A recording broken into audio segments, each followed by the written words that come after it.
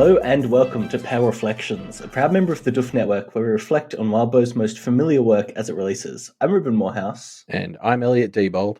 And of course, since this is a Reflections episode, we have some very special guests. Welcome Malia and Jenny from Pale in Comparison. Welcome. Hello. Thank you. Thanks for having us, guys. Yes, we're very excited to have our competitive, what do we call it? Competitors. Yeah, competing packed podcast here, trying to siphon away all our awesome downloads. Yeah, I don't think we're quite there yet, but that's nice of you to say. If you all aren't listening to Pale in Comparison, you've got it's quickly become one of my favorite podcasts to listen to each week. Aw, thank you. Thank you. If not only just for the absolutely hilarious each week episode titles, which I really regret. We just do very boring episode titles where our episodes are just titled after the chapters that we're talking about. And I really admire how much effort goes into making these brilliant and terrible episode titles each and every week. Yeah, we actually, Jenny loves puns and was coming up with a bunch of different packed and pale related puns. And so we have a short list of those in case for some reason we can't figure one out for an episode, but we haven't had to use them yet. So that's nice. That's true. We'll have to give this episode a name. Oh, yeah. Ooh. We'll have to think about a... But Elliot, that would break the format that we've done and that would drive me crazy. That's true. I was going to say... Put it in the description? True. Yeah, true. I mean, okay. Yeah. How we usually do to just wait for me to say something dumb, and then that usually makes it into the title. So, if in doubt, but yeah, I'm sure that whatever we decide will work. We'll just Elliot, keep your ear out for any potential good titles, and we can just put a list of possible ones in the in the description for the episode. All right. But anyway, we're here to reflect on one after another, Arc 10. It was Arc 10, right? It just ended? Yeah, Arc 10. Cool. So just in case you aren't familiar with what happened in Arc 10, because again, it was a long one with a lot of different perspectives, we're going to quickly run through each of the chapters. So first of all, we started in Arc 10, we started in 10.1. We were cutting back and forth between Avery and Snowdrop, tying the knot, as it were, doing their familiar ritual, and then jumping out onto the Dance Dance Revolution Path Promenade, where the wolf showed up at the very end. Man, again, every time we do one of these episodes, I think, oh yeah, that was in this arc. I know, right? The familiar ritual, that was so long ago. So long. And then next we jumped into 10.A, our first interlude from John's perspective as he was developing an identity back in the war. And then he was thrust into a leadership position he didn't want after a confrontation with that practitioner guy whose name I've forgotten. Then we cut ahead to him taking on the wolf in the present. The wolf takes the form of Yolda, because of course it does. And he makes it out alive in the end, but not a happy man. No. Then next we go to Far Cry 14.12. Then we fast forward to the future as we see the last remaining survivors scraping by and attempting to stop the culprits, Cherry Pop and Murby, from taking their throne as Carmine Poppers. That's a horrifying sentence, by the way. I'm not sure who wrote that, but it's terrible. Not it. Not me. Was this you, Elliot? I think so, yeah. But, you're a monster. I mean, this was our only extra material for the arc as well. I just want to call that out. Like, what a hilarious thrill ride of an extra material it was. Yeah. So then in 10.B, from Sig's perspective, this is not my fault. Okay. Sig watches out as innocents cry. Melissa pouts and other fries. A witch hunter has come to town. That was amazing. Well that was done. Great. Thank you. In 10C, we get a peek into Chloe's depressing existence as she battles her disability and tries to find the light in a life that is very literally devoid of any kind of light and warmth. She turns down an offer from Rook before she and Nibble go for a stroll, and of course, things continue to get worse. They run into the witch hunter. They manage to escape for now and find the Kenneteers. Yep, and then we jump into Lucy's perspective for 10.2 as she, Avery, John, and the ghouls. Oh, and I suppose Melissa too. I forgot to include her in my list. They're all running away from the witch. Sorry, I was just listing the helpful people. We see some flashbacks where Lucy says goodbye to Booker. She finally sort of approves of Alyssa. We find out, Melissa is super drunk. And we learn about that syringe that Melissa found in Edith's cabin. All right, then we go to 10.D, and of course D stands for demon, as we know from our podcast. Let me see. Albie sees him when he's sleeping. Thank God he's not awake. He thinks all others are bad, not good, and he never takes a break. There you go. I've enjoyed these so much. The Christmas spirit is alive. Yeah, in this episode, it's completely not connected to Christmas in any way.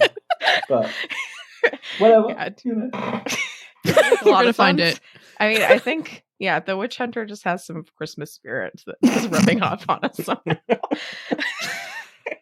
right. Yes. And then in 10.E, it's the 100th chapter. We get Toadswallow's perspective. We see his origins as a little trickster, then as sort of a caring babysitter, as a fairy troll, and ultimately teacher extraordinaire. Then we cut to the present as he makes Snowdrop a job offer and lets slip his not-so-evil plan. That plan, of course, overheard by Lucy, and in 10.3, we're back in Lucy's perspective. She doesn't really comment on how great that plan is, but I'm sure we'll get to that later.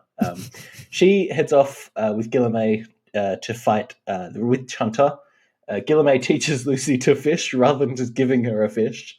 Edith argues against helping and then follows through by just lighting a lot of things on fire, including Guillemay. Marissa comes in for the kill steal, and Lucy realizes that the real enemy is the friends that we made along the way. Oh no. And then in 10.4, Verona makes her triumphant return as she interviews the Child Protective Services people.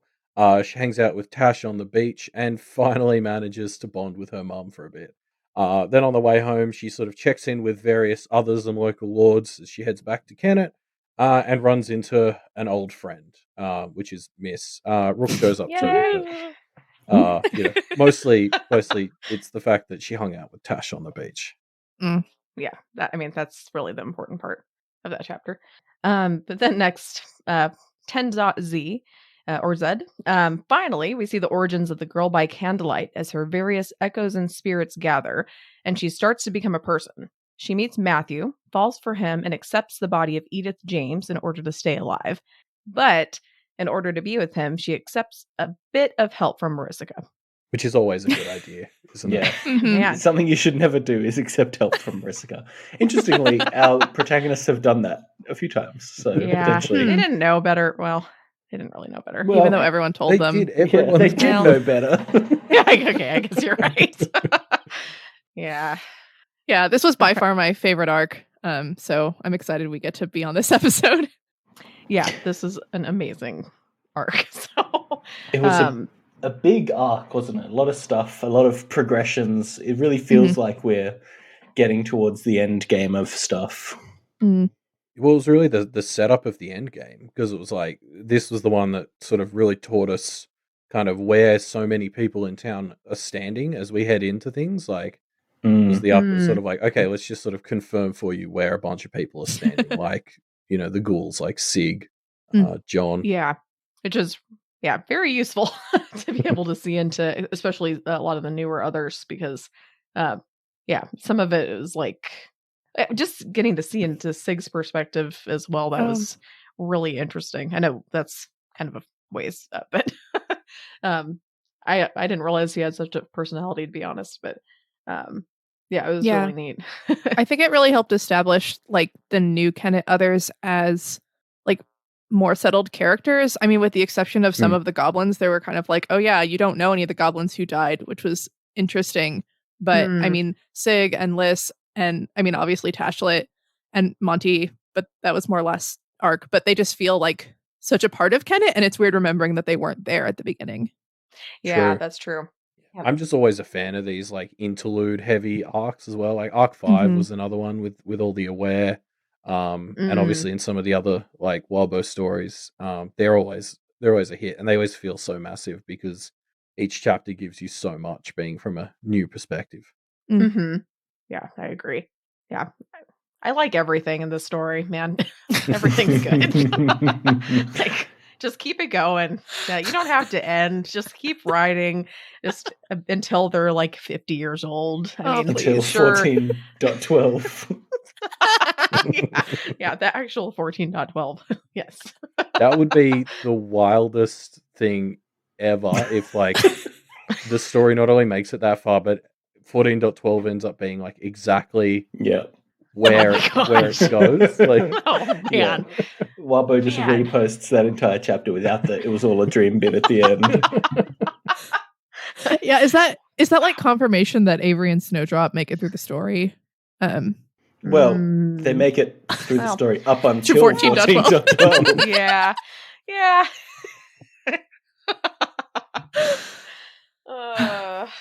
Oh my goodness. So, speaking of Avery and Snowdrop, this is something that happened in this arc, their familiar ritual. Shall we dive into that a bit? Yeah, that felt so huge at the start, but it's like, this is a testament to how big this arc is. It was like, I almost forgot. Like, it's just the first chapter of this arc. Like, that's such a big deal, and I almost lost it in this epic arc. Yeah, I totally forgot that the promenade was, like you're saying at the beginning of this arc, because it spans such a long, I guess, period of time writing. I don't know, but it was, I really, really loved their familiar ritual. Just that they kind of just said, screw you, like, fuck off to all you toxic traditions. And just like, they made it their own, which is great. It still is just as important as like doing all the, I guess, fancy circles and diagrams and things. But I loved it. And I just kept thinking, like, it was really neat to be able to see all the other Lost present there, just along with everybody else they invited. But how, like, I guess, groundbreaking and refreshing it must have been for all those Lost to see, like, like, this practitioner's not a straight up asshole. Like, they actually seem like they care about, their familiar. It was really cool to see. I'm glad they were able to do that. I mean, it's a Wildbow story, so I keep waiting for like the bad things to happen. And when they were setting it up, I was really worried because they like weren't going to do a diagram, and I was like, will that mess this up? Like, the practice has kind of so much of it is like drawing diagrams and doing different things, and I was kind of like, oh no, is this going to really like mess everything up? But like, of course it didn't, because it's Avery and Snowdrop, and like the Kenneteers have learned about how flexible the practice can be and like how to break boundaries, and it was just like, it's fun. I feel like especially this arc, they've been ramping up their like the ethical way of doing the practice, and also like later Verona with the recycling and everything. It just feels like they're really, really, really trying to be good people, and it's really lovely. Not to mention just like, I mean, breaking traditions and things, and like, I mean, doing their familiar ritual on a freaking path. Like, come on, guys, like, talk about taking the hard road. Like, I mean, I know it fits, but what, like, about like 10 gazillion things could have gone wrong just with that alone, not to mention not doing a diagram and all that. They're like, I mean, she's got some cojones. Like, yeah, I don't know. She's brave she and Snowdrop both like were brave to be doing all of that without any I guess example of someone who's done something similar in the past. Because like Malia is saying, yeah, that totally could have gone very badly. It was also fortunate that like this path has like a waiting area, because like you couldn't do this in like Zoomtown or whatever. That's what I was imagining, right? Like if they were like on the dance floor of the promenade, like they couldn't just be like, all right, let's stand here for a really long time. So that worked out in their favor. Yeah, that's true. Oh man. Yeah, it warmed my heart. I really liked it. Yeah, I'm so glad it seems to have worked really well because I had the same Mhm. worry. It was like it was happening on the paths and like without the diagram, and I was like, I think this is all cool, but like it's so far from what that book in Arc 6 sort of told us it was going to be Mhm. like, and I was like, oh, Mhm. I hope this works out, and yeah, I'm glad it did. I also wonder what Cherry Pop thought was happening because that was delightful how she kept being like, I think Snowdrop's winning. And I was like, what do you think is going on? What if someone ever tried to make Cherry Pop a familiar? Like, could she consent? Like, it's Okay, just who would really do that? interesting. Like, Yeah, luckily I don't think that will come up. I don't think that's I don't think that's possible. Uh, oh, man, Yeah, trying to imagine that. I guess Cherry Pop probably just lives in this constant state of having no fucking idea what's going on. So, like, she probably didn't understand it, but that's just how she is. So she just sort of goes with it. That's just like her norm. She's comfortable Exactly. there, like, it's okay. You don't have to know everything. Mm. You don't have to be right about things or, understand what's going on in the world. You can just, I mean, it's better if you do, arguably, but I don't know. Oh man. But then like they jump straight into that path right afterwards. Which that was a pretty crazy, pretty interesting and intricate path. Like, even just looking at well, all the other paths we've seen, I guess excluding Mrs. Interlude, I guess. We kind of know what's going on and are assuming that they've been fleshed out. Whereas this one, not only doing the familiar ritual, but also getting to be part of discovering like the rules and how everything plays along in that path. That was pretty interesting to see as well. Yeah, like play testing or something. It's I liked how they had all the walkie-talkies and they had all their little like gadgets and gizmos, but it didn't feel very magical. Like it was like, of course, like humans are coming into this space and like not understanding it and then just like kind of disrupting everything. It was just this weird mix of like watching people try to figure out a system that they're not supposed to be a part of. I don't know. Mm-hmm. Yeah, I really liked that vibe of how it was the home. It felt like the home or the territory of the lost, and the humans definitely felt like they were intruding. True. That's very true. And I mean, it's good the Garricks were there to kind of organize stuff. And man, are they just the most annoying people in the world, right?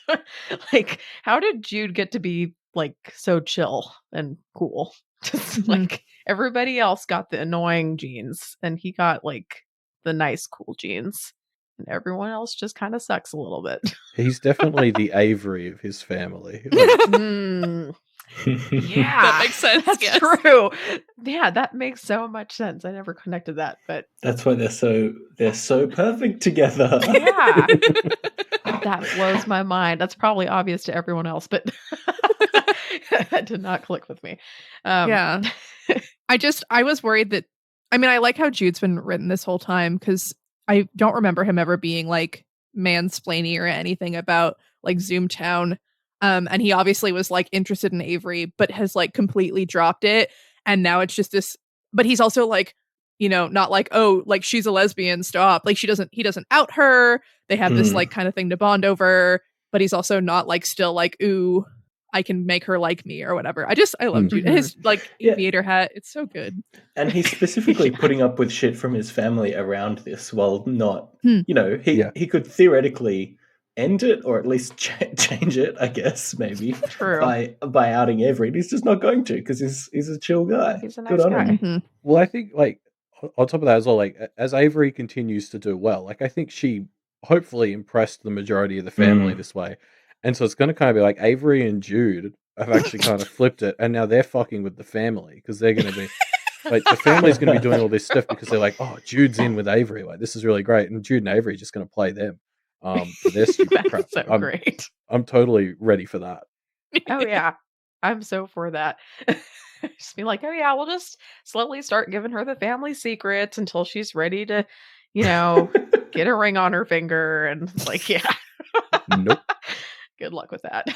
But yeah, no, yeah. I agree. Jude got a lot of respect from me from how like he just sort of instantly once Avery basically told him she wasn't interested, he just switched to like friend mode, and that was like, yeah, really good to see. Like I like it. Definitely. Yeah, he's really cool. Yeah. If she did get outed, I probably would almost expect her family just to like grab one of the girls in the family and be like, "Here, like here's Avery. Like you like girls, right?" They seem pretty like hardcore about that. So, Yeah. man. It must be just a lot more convenient to marry your child off to a practitioner than to worry about like having to introduce someone else to the practice. Plus, Avery's just like super badass. So, I mean, one of those cousins has got to be gay, you know? Yeah. Yeah. Like, who wouldn't want her in the family? She's amazing. Oh, man. I love seeing all the little details to these the paths, like jumping on the table and getting those like getting the rules and getting a free snack. That's not really the most important part, but but I love all those little details like that. And I really kind of jumping ahead a little teeny bit. It was kind of satisfying in a way, just to see like how terrified everyone else was of the wolf, just because seeing it from just Avery's perspective, you kind of have in your head like, well, obviously the wolf was scary, but it's a 13-year-old girl. Not to say that her perspective's not valid or anything, but to see all these other seasoned practitioners freaking out and trying to pack up and like just get out of there, it's like it puts it into even more perspective. Like, man, she was there for 13 hours with this thing, and she's somehow functional. It's insane, like how brave and amazingly strong she is. I mean, I was nowhere, I'm sure, well, yeah, but when I was 13, like, And yeah, I'd be crying. it's especially worth pointing out that her wolf was like worse than everyone else's, right? Like, that's true. It's confirmed by Jude. She spent more time with her wolf than anybody else here, and her wolf was like more evil than anyone else's. Yeah, that's true. They do a really good job of building that up because they have this like experienced finder who knows a lot of other finders talking to Avery about the like Forest Ribbon Trail, and she's like, "Oh yeah, it was really hard because like these 8 things were hidden from me," and he was like, "What are you talking about?" And then it was like, "Oh yeah, and I spent 13 hours," and I'm going back and trying to reread Pale to try to keep a lot of the details about the practice in my mind, and they make a very big deal to Avery in the instructions about like make sure that you forget, like make sure you make a deal to forget your experience with the wolf because it's going to be like really horrific. And then she doesn't. She's like, "No, I want to remember this." She's like, she's so great and strong and wonderful. Yeah. She's and she doesn't see it, which is insane. Like, how do you not see how cool you are? Like, you're like the coolest, man. And yeah, and after all that, when he's there, when she's chasing, or when the wolf is chasing her all around the board and everything, she taunts the wolf, like, "Oh, you didn't get me." Does that bug you?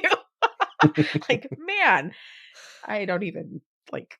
It's like everyone else is basically peeing their pants trying to get away, and she's like, "Oh yeah, you didn't get me." Like, what? You're insane. Like, yeah, I don't know. You're nuts in a good way. Yeah. Did y'all have more thoughts about the stuff before we talk about John? We kind of arranged it by characters. Yeah, which just turned into our chapters, basically. Makes sense. I'm just like, we have to be going back to the promenade, right? Like it didn't feel like we were done there. We got to figure out what rule it is that called the wolf over as well, because what kind of crappy? Yeah, what are the other rules? Like, what other rules can you get from jumping up on the table? Yeah, it's interesting. That's true. My assumption was we were going to go back as a way to bring Miss back into the story, but obviously that's already happened elsewhere. So I'm kind of thinking, like, what reasons would they have to go back to the promenade now that there's probably bigger things to deal with? And I don't have any good answers. Well, the wolf, because the wolf is the other big party thing. We have, like, I didn't feel like we were done with the wolf, and now the wolf's all up in John's head. Like, maybe that. maybe that'll come into it somehow. It's like, as the stuff gets going with John, potentially taking the Carmine throne or whatever. Maybe that, like, the wolf gets involved in that somehow. If she's in his head the same way she's in Avery's. Oh, that's terrifying. Ugh. Yeah, I do really want to see the promenade again. That's such a cool path. I think that's my favorite path so far, because it's just, well, maybe part of it's the mystery, but I also want to see where the trains go. I mean, I'm pretty sure they probably go to a different path and drop you off, but if you have to get on a train and go somewhere, I'd love to see that. But and that red bridge thing was very intriguing, or whatever, like the one that they almost went to but didn't, because if you put too many red papers in the door or whatever, like, just there are so many things that like have been left as possible little Easter eggs. I kind of don't think we're going back, to be honest. It just feels like, I mean, maybe as like a quick thing as we're like dealing with the Carmine killers or whatever. But all the things like with like Avery and Jude and like how their dynamic's gonna go, and like, yeah, I just need sequels. Like, I hate that the story ends at the end of the summer, because so many things can't happen, or like I can't see them. True. I was thinking about the other day. I could see Pale going a bit beyond the summer. I don't know. Like, Elliot, you don't say it or you'll make it true. We'll be doing this podcast forever. Like, just because it like, I guess Pale hasn't always, like, doesn't always just like fit itself into the box of like the police procedural or something. So like things might not, like the Carmine throne thing might kind of wrap up by the end of the summer or anything, but that won't necessarily be the very end of the story. I don't know. Like, there might be a bit more to the conflict than just whoever takes the throne.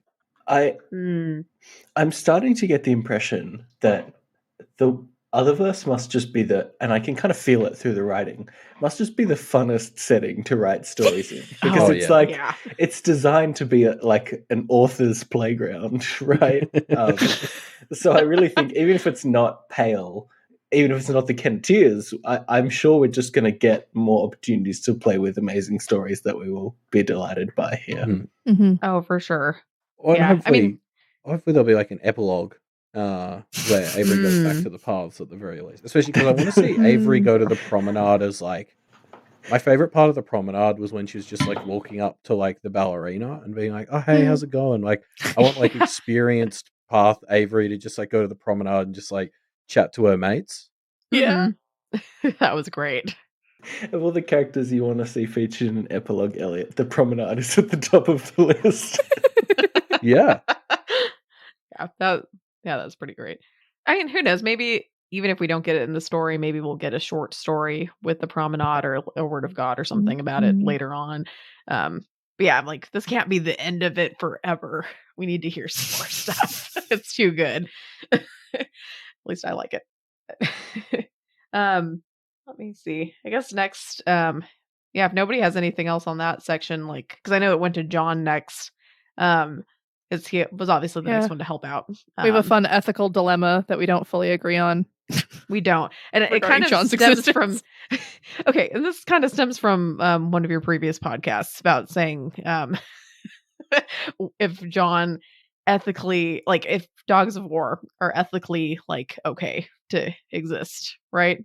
I'm not making that up, right? You guys did say something about that. Yeah. Okay. Honestly, I think we could probably expand that to all others in general, but we can start with Dogs of War and have it's very easy to have the argument about Dogs of War because, like, for me, it's sort of like, I can't abide supporting having Dogs of War because they have to kill people to turn into someone cool like John.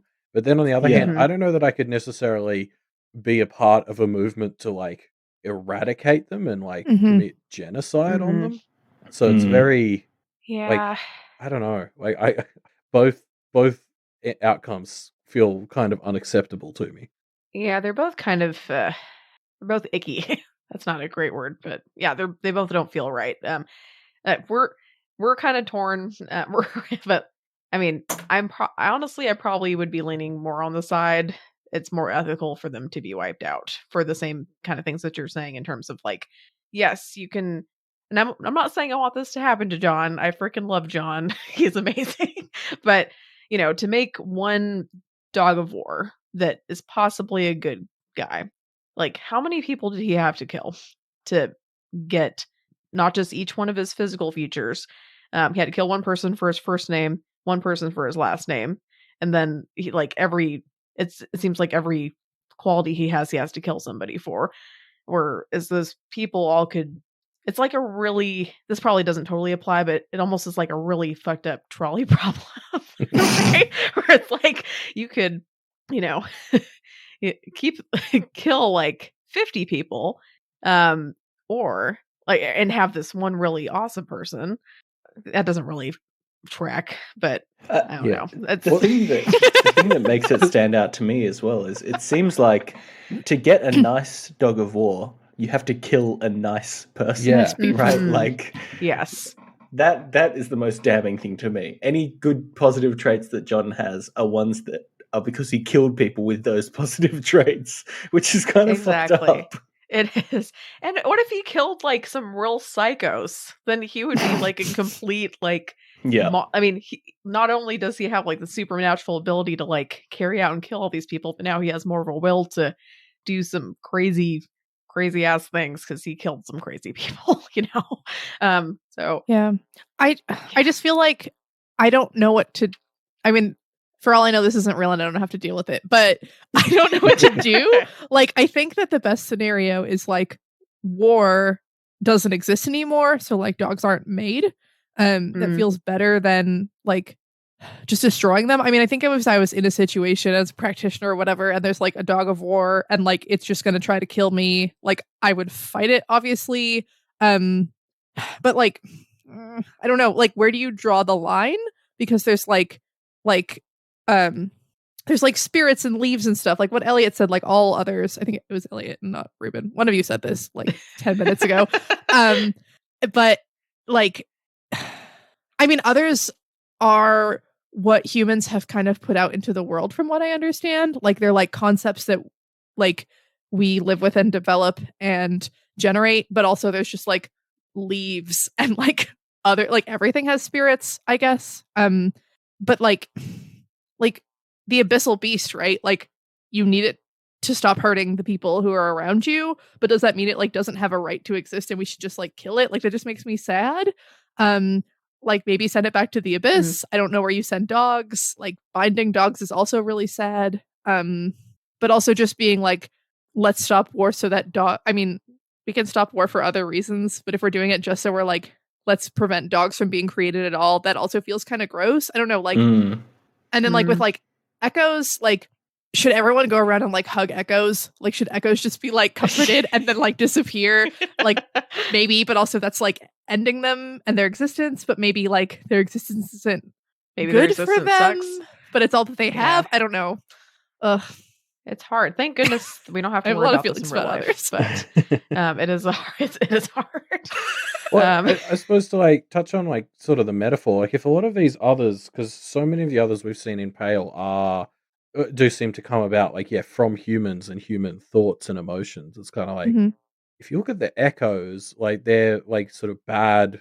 Well, mostly they seem to be bad thoughts made manifest, and it's like I guess just like getting rid of them all, like. Things like guilt or anxiety exist for a reason. Like, it's just as unhealthy to be completely without them. So, I don't know. Like, even with something like the Dog of War, like, do we want absolutely no violence? I mean, I feel like we do, but maybe, so that's probably not a good example, but yeah. I was like, I don't know. If only, like, if Dogs of War could go around to like soldiers and people who are like about to die and like in their misery. I mean, I know that's not what they're, wired to do, but that would be like more ethical. That'd be okay. Be like, all right, go ahead and, end the misery because they're going to die anyway. It's like Musette, that ghoul that we met, who like, she had to eat children, but she found like the way to do it that I had absolutely no ethical qualms with. Yeah, that's the way to do it. She made their life better, and then if they didn't, well, only if they said it was okay. If they said it wasn't okay, then she wouldn't do it. But I mean, I feel like, yeah, for some, if you're made to do that, like that's the way to do it, you know? Yeah. Yeah, I agree. But yeah, seeing John's backstory was really heartbreaking. And then it was horrific, honestly, like to see like all these basically young men that they had to kill in order to get more of a self. And then it just is interesting because it turned from that, just from being completely switched to that practitioner being like incredibly horrifying and binding all of his or most of his friends and killing that journalist out of nowhere. And it was just man, John, like no one he really just needs to become an actual dog and just like hang out, you know? He deserves some peace and quiet in his life. Like Yeah. That was so heartbreaking learning how much he actually would have liked to be Lucy's I familiar. know. That hurt so freaking bad. Like I want you to go in the sun and do nothing, you know? As painful. He's just like he can't get too close, but it's like, can't you get a little bit close though? Like you can get a little close. I don't know. Don't listen to the wolf. Like they're gonna. He's like, don't listen to the wolf. Like that's the last person thing you should take advice from. You know. I mean, maybe he's got a point, but like get that point from other people, not the wolf. Okay. And then of course the wolf is Yalda, like because Breeze, and he has to face Yalda, tearing into his like abdomen and his chest. Like, of course, he hasn't been through enough crap. That's fine. I still want to see the conversation that led to them deciding that was the way to go. Like you know, when like Lucy and Verona and all the others are sort of putting this together, they're like, yeah, Breeze won. Yolda, the looking unstoppable hungry choir thing we barely managed to kill. That's a good reasonable. What the hell? Yeah, I'd like to even see if Bree was for that or not. I would like to think that she was like, this is a terrible idea. But yeah, what a weird choice to make. But I'm guessing the Garrett's just like, we're all crappy and ganged up and we're like, no, she's a little girl, she can't do crap. I don't know. 'Cause I just feel like everybody else like that knows Avery, and I don't know, I feel like everybody else should know better about Yalda. Yeah, exactly. Yeah. That's I still feel confused about Yalda. Like, how did she kill people? Because I don't. It's like, was she a sick dog? And like spread a plague, or like did she just go around randomly killing people? Like, it didn't make sense. I don't know if y'all know what's going on, but like to me, Yalda's not. I mean, the Hungry Choir is very scary, but like Yalda doesn't strike me as very scary. But I know that that's the reason she had to die, was because she was like killing people or something. Like, I don't think it ever went into detail about how she does it, but I know like it was supposed to be through curses and through I guess like making people sick. Yeah, was kind of the vibe I got. And she just can't help herself.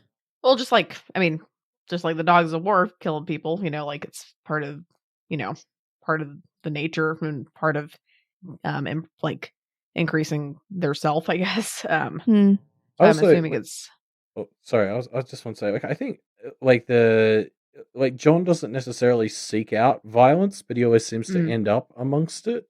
So maybe like with Yolda, just like even if it's something she's not really aiming to do, she just ends up in situations where her being around leads to people getting sick or something. True. And some illnesses can take people pretty quick, you know? So yeah, it's like, depending on what it is, it's, you know, could happen. But I also just want to step back a little bit, and John, for one, like being at this ritual and feeling really kind of isolated, like he can't go talk to anybody, either on his side or anywhere else. And and then after that, just still being like, okay, I need to jump in immediately to help save Avery.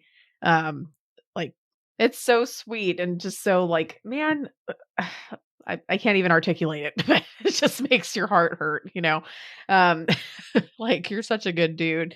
And also like the fact that John faces the wolf and like has to freaking run because it's so terrifying. Like, Avery, what the heck, man? You're so like badass. I don't understand. I don't get it. I mean, it's good, but like, how did you become so badass? Like, John ran away, and anyway, Oh, yeah. I guess we'll see where he goes in Arc 11 because that whole thing at the end with him and the Sable Prince is very like, what the hell does that mean? Yeah, what does it even? Yeah, what is that? Like, yeah, I don't understand. Because the Sable Prince's job is like death or something, Or right? Non-living, or What were the other two? Yeah, I think the Aurum is like civilization, like that was like the gold centipede guy, and then the Alabaster was like innocence. And that was the Alabaster's a white color, I think. Okay. And then I think the Sable Prince was like death sort of stuff. Although like death in tarot sense is more about change than like the end. So I don't know if it leans more on transitional imagery or like, the end sort of imagery. I guess we'll find out. But yeah, I was just like, what the hell is happening? Like, but who knows? That's why we have to make some bold and specific predictions later that are definitely going to be incorrect, but someone's got to do it. So next up was Sig. Yes. Or Melissa, actually. We got tricked into thinking this was a Melissa interlude at first. That's true. Yeah, that totally tripped me up. Especially just like her looking over at her social media and being like, oh, like, these stupid dancers think that they're going to do well. I'm like looking at all that stuff. And I was like, oh, like a Melissa interlude. And then, yeah, that totally tripped me up. And it's just, yeah, I mean, for not being able to say anything, I guess, besides burning paper or anything. Yeah, he's got a lot more, I guess, thought or like free will than I would have expected. He pretty much goes wherever he wants. And as long as there's like smokers nearby. Yeah. I think that's like the constraint. But yeah, he's funny. He's like kind of an asshole. It's really funny. He's kind of an asshole. It's like, I'm gonna be on your windowsill. Your mom's getting mad at you. Every time she turned around and just lost her shit, I was giggling. It was so good. It's so funny. Oh man, I was like, wow, you're a total dick. But maybe she'd get a little bit of a taste of her own medicine. Okay. But yeah, and just the way that it wasn't like the narration wasn't completely focused on Sig because Sig doesn't have like, I guess, conscious thought or something. Like made it even funnier because you had to wait for Melissa to turn around and notice him, and it was just like, oh, it was so good every time. It was so good. And it was neat getting to see all the different types of places that he gets to jump to. I guess the group of grieving people, and yeah, he just jumped all over the place, which was fantastic. Probably more places than I can go because I'm asthmatic, so Sig would be a better spy than me. Only if you want to spy on smoking people. On smokers, yeah. That's true. I'm curious what both of your reads on that part are, right? Because he just goes and hangs out with this support group, I guess you would call it. And he never explains why he goes there, so we can only kind of theorize. But I definitely thought he was trying to just like be a part of a group of people that he liked, That is, yeah. I mean, it was interesting because that might have been the only place where, this is sort of dumb, but where there were other like cigarettes around. I don't think he's like, oh yes, the cigarettes, my people. But I think he might be like, I mean, I'm curious as to like when and how he became sentient or like manifested or whatever, because presumably he has spent a lot of time, like smoking seems to be for a lot of people really social. And maybe he just really, likes the like chill environment of a lot of people like sitting around and kind of talking. Story-wise, it felt like an interesting, like we wouldn't get those conversations without someone like Sig, of just like some normal, innocent people. And I'm not entirely sure why we did, but it was nice. It was a good rhythm or something to the story. Yeah, I'm trying. I read this, but I'm sorry. I was trying to say I reread this a few days ago. I mean, one thing that was kind of interesting as well, rereading this, that I almost feel like it may have referenced Alpi in this part, just because it was talking about. Let me see. I'm trying to pull it up here. Talking about the grieving group, and one of the members was saying, I've been seeing my son in my dreams every night for almost a week. They keep getting worse, sharper in definition. So it was just kind of interesting. I was like, oh, like Alpi's doing her rounds, I guess, like trying to help. But I'm assuming trying to help in her own way. It's not her fault. She's just doing her job. She's doing her job. I mean, hey, not all jobs are fun jobs. So sometimes you got to do the crappy stuff to get through. But I mean, obviously I don't know, maybe that's having something to do with why this guy's like reaching out for support. So maybe it's helping in that sense. I'm kind of reaching a little bit, but it could be. But it is. I kind of agree with Malia. I'm not 100% sure why all this was in there, but I'm really glad it was, because it's definitely, as she was saying, not a type of conversation that you would be privy to ordinarily, unless you're in that group. But also thought it was interesting that with all that and him hanging out with the innocents and all that, why you gotta be freaking friends with Edith, man? Like, why? Like, go like find like anybody else. I mean, I get it because she's fire and he's a cigarette, but like, can't you find like another like vaguely hot spirit or something to like hang out with that's not, I don't know. Maybe that's just me, but that's my feeling to it. No, I feel the same. You get remarkably attached to Sig, even though he doesn't talk or anything. And to see him at the end of the chapter confirm that he's on the villain team, you're kind of just like, oh. It's like a little dagger. Yeah, exactly. A little cigarette-shaped dagger to the heart. Well, because he's like, it's interesting though, because like he's got that very alien consciousness. So like, even though it was from his perspective, we still don't get his like internal thinking of like, this is his reason he's with Edith. Like, it might just be as simple as the fact that she's a big fire spirit, and he's like, I like fire. Yeah. But like, because like, there's no, if someone like Montague was secretly on Edith's side, I could see this internal logic for him of like, being beaten down by the system and wanting to fight it with Edith or something. Whereas like with Sig, I don't know if it's that or if he just like joined the first team that invited him because it was a fire spirit. Like, yeah. No, I mean, I think you're probably right. And because of that, I can't really feel too mad at him, because I'm just like, well, he's hanging with his, with his people, I guess. But, but it still is like, come on, man. Like, go get like, I'm sorry, go ahead. I'm just going to. No, I was just going to say, I wonder how much Sig knows. I didn't get to reread the chapters as thoroughly as I would have liked before this. I mean, law school. Law school. Exams. But he is like there when they're in bed together, which was real weird and felt very intimate and made me uncomfortable. And so maybe Sig knows like everything. Especially because when he shows up, he's so innocuous. Often you can't really necessarily tell that he's there.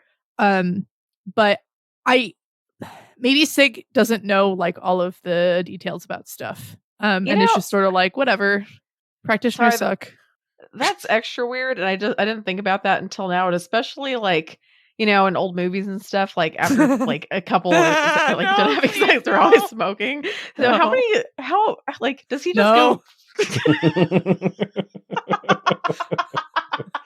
No. You let me say it. Okay. I'm impressed that you knew where it was going so quickly. You're very much on the same wavelength that Malia, you were just able to pick. That's right. Like it or not, Malia. All right, well, everyone knows it. So we'll just leave it at that. They're just like mom and dad or whatever, Matthew and Edith. I don't even mean just them. I just mean, does he just go around like hopping like to different? Oh, that's okay. Let's go. He definitely does. Random couples. Yeah, he did just drop by on Matthew and Edith at specific times, so maybe that is what it was. That's true. I don't know. He could just be going all over the place. It's wherever there's cigarettes. So who knows? I mean, we don't have to dwell on it any more than that, but we all know. Oh, jeez. Okay, I'm sorry, Malia. Jeez. Okay. It's like scarring her for life. She's like, I don't want to think about it. So should we? I'm just jotting down SIG jokes as potential episode titles. Oh yeah, good stuff. Yeah, and Wildbow has like made a good up and down like highs and lows with this arc, because we go from Sig to Chloe, where like my heart is in tiny little pieces, and this was my favorite chapter of the story until 10.4 came out. But it was like a really, really deep dive into a character, and this chapter it felt necessary for setting up like the later fight with Chloe, but it just really, really digs into her whole backstory and like her hopes and her dreams and her aspirations. And it was just like the very kind of mundane life of this like woman who's trying to like put her life together and like maybe never will, but has managed to hold on to enough hope that like there is an end possibly someday. And I just really love her in a way I didn't expect. The part that's the most depressing is she thinks that there's an end in sight and she's doing so well. And then obviously this entire arc is her getting so much further away from that. Like we don't go back to her perspective yet, and maybe we never will, but fuck that. It's just so shattering to know that she's just been pushed further and further away from this happy ending that she's working for. Oh, I know. Man, her whole her flashbacks just like it is devastating. Like just reading that, what happened to her. It's hard to even how do you let that happen to somebody that like if you're in a group, like how could you just abandon someone that you cared about or you said was a friend to all these like monstrous people? I can't it just makes me sick like to think about it. No wonder she turned into a ghoul, because I mean I can't even speak. It's just terrible. But just rereading some of the stuff, like they were spitting in her face, and eventually they just started blaming everything on her, and just I don't even. Yeah, Malia, you're better at talking than me sometimes, so you take you take this. But I hated that. So I didn't play Far Cry 3. I think it was Far Cry 3, but it sort of reminded me of that. I don't know if are y'all familiar? I played I watched my friend play it. House. That is a good point. Is that 3? It's the one where they're like base jumping or skydiving or whatever on this like beautiful island, and they're all having fun, and then they all get like kidnapped except for you or maybe you break out, I don't know, but you're running around and like trying to get all your friends out that are just like captured by these people for reasons. And it just sort of reminded me of that one movie I'm never gonna see, the Swedish people in the fields or something. You're talking about fuck, what's it called? Midsummer? Yeah, Midsummer. Yeah. And I can't imagine being in a situation. I mean, I can't imagine being in a situation, but like it seems like maybe your survival instincts would kick in and you'd be like, okay, like that person is probably going to die and like the rest of us need to get out of here. But it's real awful. But I just like so much rather blame the people who like kidnapped and tortured them than her friends. But I understand why she blames her friends. Funny enough, I thought you were talking about Far Cry 5 at first, but just because Far Cry 5. Because that's about a doomsday cult. So I was just thinking cultish people. Far Cry 3 is definitely the right one that you were talking about. Malia. No, I think you're right. But like, I was just like, oh yeah, but the cultishness does remind me of that a little bit. But yeah, yours may fit slightly better. Geez. But yeah, she just tries so hard. Like she spends all this time just like scrubbing this one stall, like shower stall, and gets it gleaming and clean. And she just wants to take a shower, and then it just sets everything back.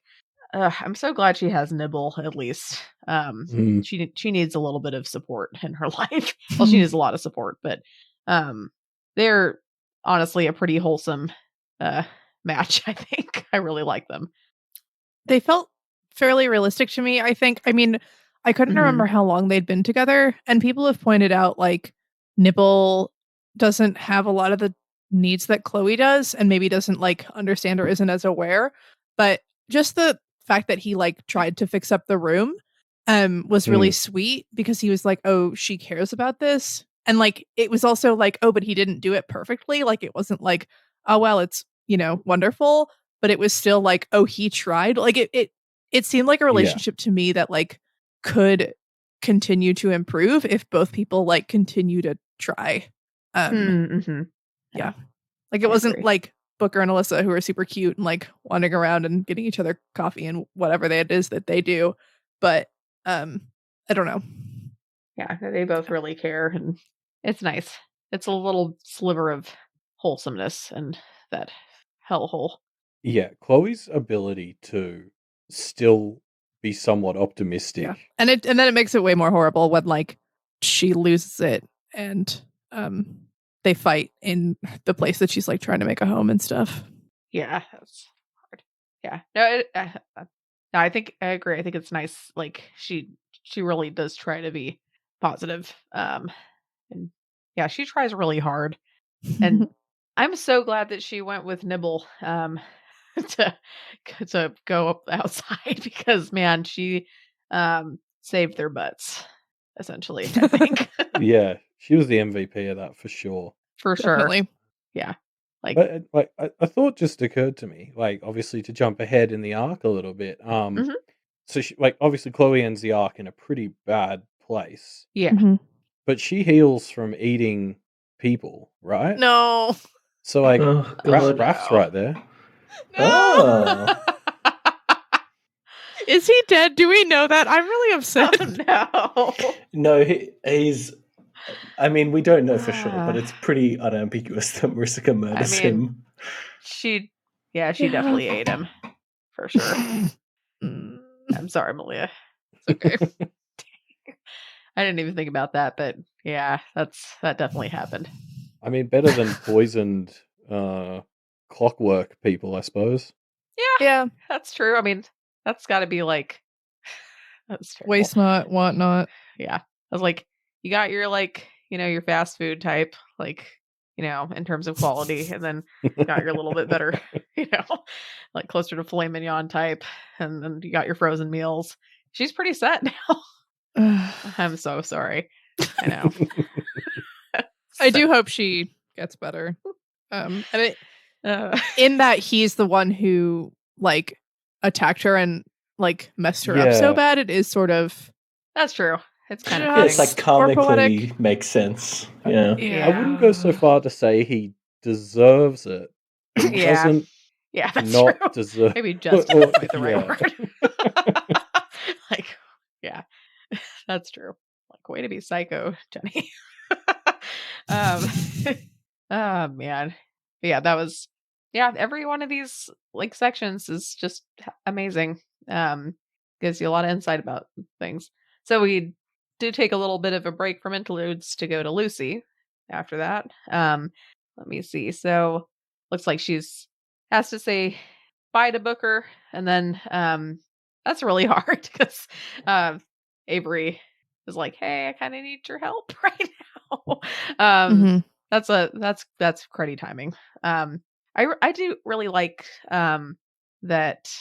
Oh, wait, was that the next part? Did I skip a part? I feel like I'm forgetting what section our lovely extra materials was, and I don't want to miss that.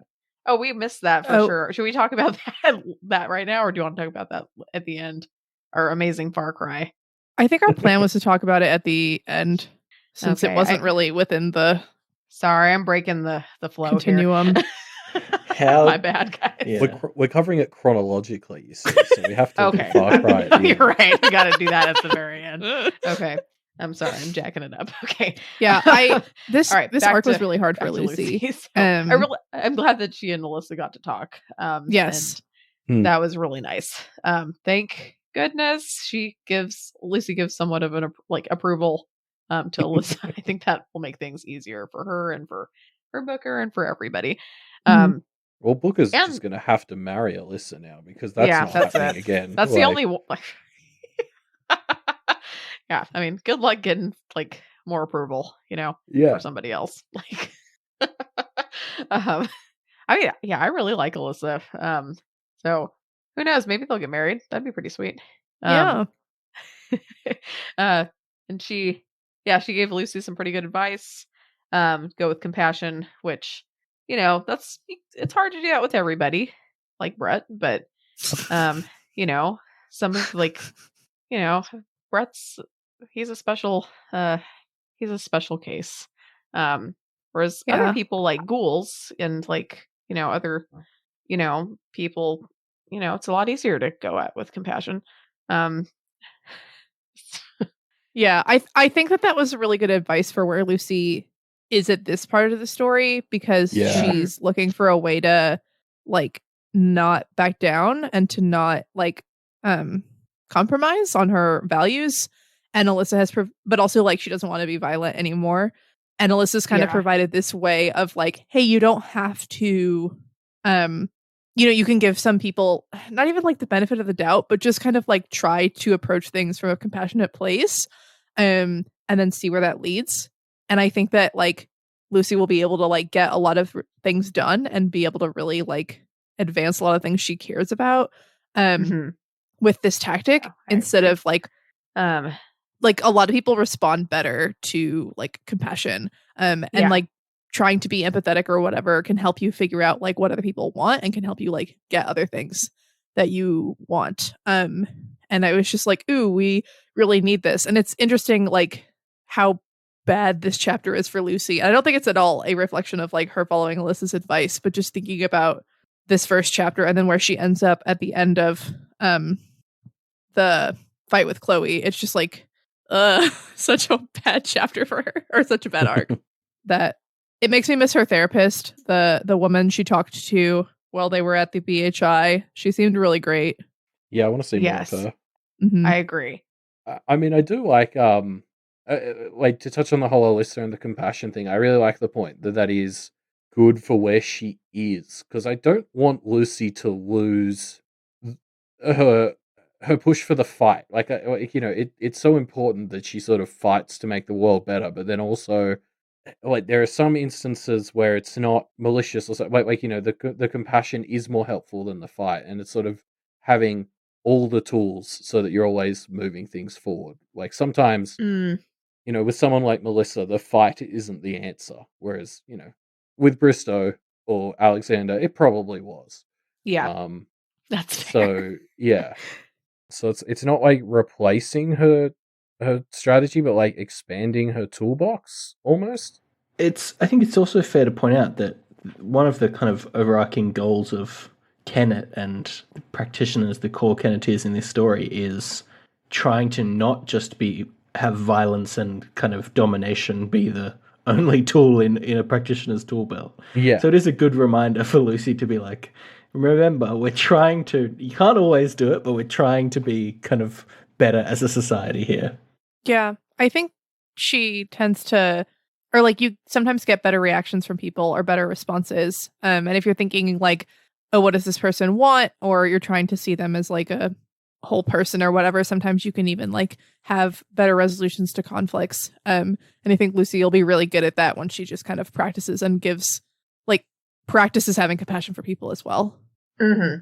Yeah. And I don't think we have to worry too much about her losing the fight, especially since right after she leaves, she goes and is like, fuck you, Brett. Yeah, true. That is a great moment though. Start with compassion and then she turns into a fox to fuck with him. Yeah.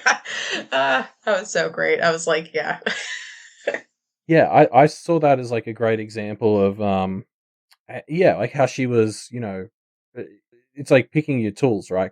Brett serves as a good example of like, yeah, but sometimes you just need to fucking lay into them. Yeah. Yeah. And I feel like, getting that advice is probably good. Sometimes you need like an external perspective to kind of help, I guess, shift your way of thinking just a little bit. And I think, not to say Lucy wasn't compassionate or anything beforehand, but definitely led with a lot more aggression. And I think, this is, if anything, like you're kind of saying, just adding another tool to her toolbox, making it a little bit easier to deal with different types of people moving forward. It's pretty cool that, I guess like just the more that the story goes forward, it's kind of neat seeing the Kenneteers kind of gain a little bit of each other's traits, as well.